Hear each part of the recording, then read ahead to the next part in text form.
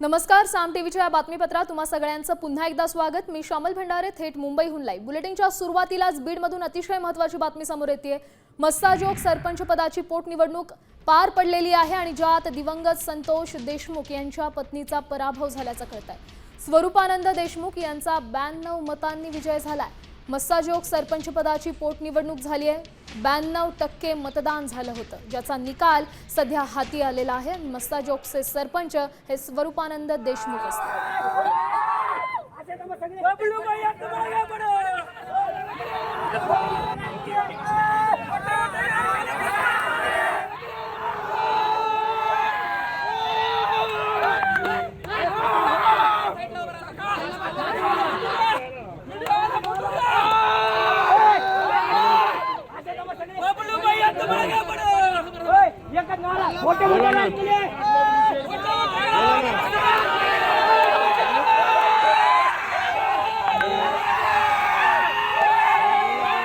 निवडणुकीच्या निकालानंतरचा जल्लोष आपण पाहतोय। विजयी स्वरूपानंद देशमुख यांना कार्यकर्त्यांनी खांद्यावर घेत जल्लोष केलाय, गुलालाची उधळण केली आहे। या संदर्भातली अधिकची माहिती देत आहेत आपले प्रतिनिधी योगेश काशीत। योगेश, खरं तर ज्या निवडणुकीकडे संपूर्ण राज्याचं लक्ष लागलं होतं, सरपंच देशमुख यांच्या हत्येनंतर ही निवडणूक महत्त्वाची होती आणि आता आपले निकाल हाती आलेले आहेत, काय सांगता?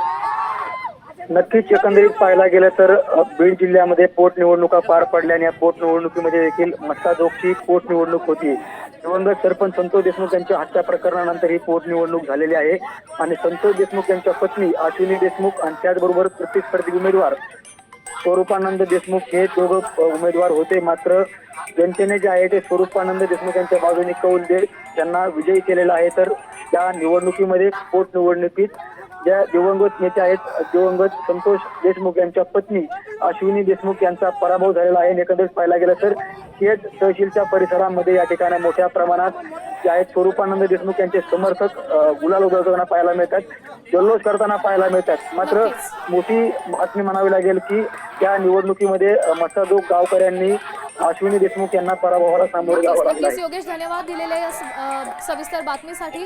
तर मस्साजोगच्या ग्रामस्थांनी स्वरूपानंद देशमुख यांची निवड केलेली आहे आणि या विजयानंतर कार्यकर्त्यांनी एकच जल्लोष केला।